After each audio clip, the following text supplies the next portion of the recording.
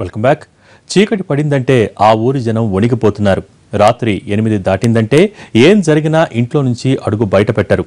వరుస మరణాలు వారి అనుమానాలకు భయాలకు మరింత ఆజ్యం పోస్తున్నాయి. ఇంతకీ వాళ్ళింతగా ఆందోళన చెందటానికి కారణమేంటి? అసలు ఆ ఊరికి ఏమైంది?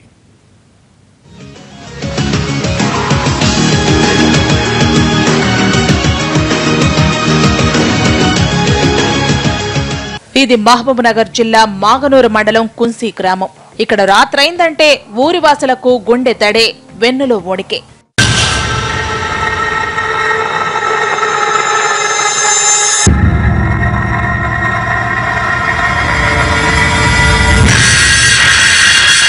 రాత్రి 8కే అన్ని ముగించుకుని తలుపులేసుకుని బిక్కుబిక్కుమంటూ దుప్పట్లోకి దూరిపోతారు. భూకంపం రాని బయటికి రారి ఊరి జనాలు.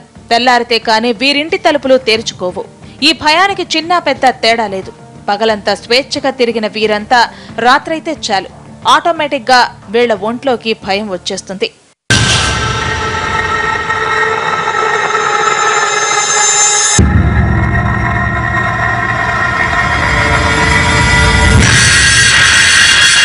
వీళ్ళింతగా భయపడ్డానికి కారణం రాత్రిళ్ళు ఊర్లో వింత శబ్దాలు, వింత అరుపులేనట. దెయ్యం తిరగటం వల్లే ఈ శబ్దాలు వస్తున్నాయని, దెయ్యం తిరుగుతూ తమ ఊరి వారిని చంపేస్తోందంటూ గుడ్డిగా నమ్మేస్తున్నారు. రాత్రవగానే ఇంటి తలుపులు తట్టి వారి పేర్లు పిలుస్తుందని, అప్పుడు తలుపు తెరిస్తే రక్తం కక్కుకుని చస్తారని ఊరి ప్రజలు చెబుతున్నారు. రేపు అంటే రేపు వస్తామని, రేపు దినం రేపు అనుకుంటారు, రేపు నుండి వస్తామని ఆ బ్యాంక్ నుంచి రాస్తున్నాము.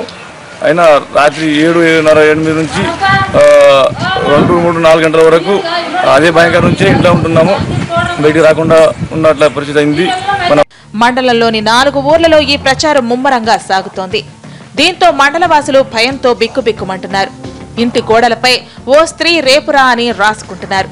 చుట్టుపక్కల గ్రామాల వాళ్ళు కూడా మీ గ్రామంలో ఏదో ఒక స్త్రీ వస్తుందంట, రాత్రిపూట కూరగాయలు అమ్ముకుంటూ వస్తుందంట, మీరు మనిషికి రెస్పాన్స్ ఇచ్చినప్పుడు ఏదో రక్తం కక్కుని చనిపోతారంట అని చెప్పేసి చాలా మంది మాకు ఫోన్లు చేస్తున్నారు. అట్లాంటివి ఏది జరగలేదు మా దగ్గర. అట్లాంటివన్నీ వదంతులే. ఎవరు రాలేదు, ఎవరు మాట్లాడలేదు, ఎవరు చనిపోలేదు కూడా. ఇట్లాంటి సంఘటనలు మేము తీవ్రంగా ఖండిస్తున్నాం మా యొక్క గ్రామం తరపు నుండి. మహబూబ్ నగర్ జిల్లాలోనే కాదు, శ్రీకాకుళం జిల్లా సంతబొమ్మాళి గ్రామాన్ని దెయ్యం భయం వెంటాడుతోంది. వదల బొమ్మాళి వదల అంటూ ఇంటింటిని చుట్టేస్తోంది. నౌపాడ రహదారిలో ఉన్న పవర్ ప్లాంట్ పక్కన దెయ్యం తిరుగుతుందన్న పుకార్లు స్థానికులను హడలెత్తించాయి. పవర్ ప్లాంట్ లో పనిచేసే బీహార్ వాసులు ఈ దెయ్యాన్ని వీడియో కూడా తీశారు.